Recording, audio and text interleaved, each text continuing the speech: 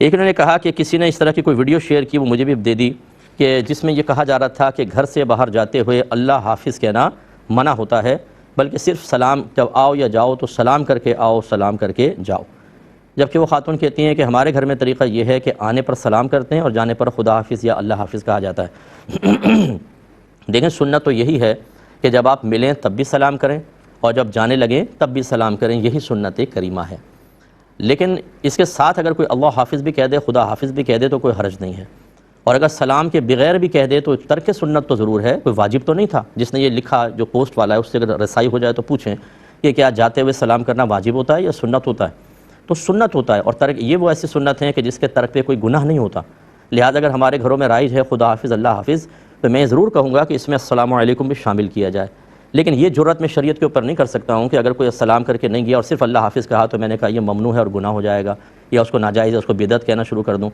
یہ بدعت کا نعرہ لگانے والوں کو ایک شرعی اصول اچھی طرح یاد رکھنا چاہیے کہ اگر کوئی چیز ایسی ہے جس پر براہ راست قرآن یا حدیث سے سختی نہیں کی گئی، حکم نہیں دیا گیا، اور وہ معاملہ مسلمانوں میں بہت زیادہ عام ہو جائے، تو مسلمانوں کا تعامل، یعنی اس کے ساتھ باہم معاملہ کرنا، مسلمانوں کے اندر اس چیز کا رائج ہو جانا، اس کے جائز ہونے کی دلیل ہوتا ہے۔ کیونکہ اللہ تعالیٰ نے فرمایا کہ وما رأى المؤمنون حسنا فهو عند اللہ حسن، جو مسلمانوں مومنین کے نزدیک اچھا ہے وہ اللہ کے نزدیک بھی اچھا ہے۔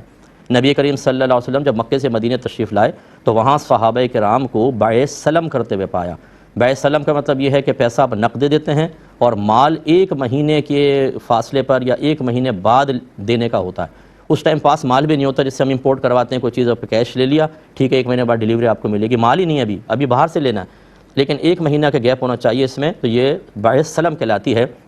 حالانکہ نبی کریم صلی اللہ علیہ وسلم نے خود فرمایا تھا کہ جب تک کسی کے پاس ملک میں مال نہ ہو اور موجود نہ ہو وہ آگے نہیں بیچ سکتا، لیکن جب صحابہ کرام کے اندر تعامل یہ دیکھا تو رحمت کونین نے اس کو جائز قرار دے دیا۔ ہاں یہ حکم فرمایا کہ اس مال جو ابھی آنے والا ہے اس کی ایسی صفات ذکر کر دی جائیں کہ بالکل کلیئر ہو جائے وہ مال کیسا ہوگا۔ مثلا گندم ہے تو پرانی ہوگی، نئی ہوگی، کون سے ملک کی گندم ہوگی اور کتنے من ہوگی وغیرہ وغیرہ، سارے بات، اور کہاں پہنچانی ہوگی، یہیں پہ رکھنی ہے پورٹ پہ یا گودام تک پہنچانی ہے، سارے معاملات طے کر لیں تاکہ بعد میں جھگڑا نہ ہو۔ تو یہ فقہ پڑھ کر دیکھیں، جو ایسے حضرات ہیں انہیں میرے خیال میں فقہ سے کوئی شناسائی نہیں ہوتی، انہوں نے ہر چیز کو بدعت کہنے کو سمجھ لیا ہے کہ یہ ہمارے لیے باعث ثواب اور باعث بلندی درجات ہے، اور مسلمانوں کو بدعتی کہہ کر انہیں جہنمی قرار دے کر ہماری آخرت کو کوئی نقصان نہیں ہوگا۔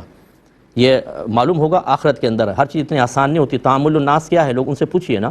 توارث کیا ہے، تعامل الناس عرف کیا ہے، اسی طرح عموم بلوہ کیا ہے، ان سے معلوم کریں تو پتہ چلے گا۔ اگر کسی کو اس کی تمیز ہی نہیں ہے، ہر چیز کو بدعت بدعت بدعت کے نعرے لگاتا ہے، تو اس کا مطلب ہے وہ شریعت کے معاملے میں، خصوصاً فقہی اصول سیکھنے کے معاملے میں یا ان کو ذہن میں رکھنے کے معاملے میں بہت ہی ویک اور کمزور ہے، اور ایسا شخص فتویٰ دینے کا اہل نہیں ہوتا ہے۔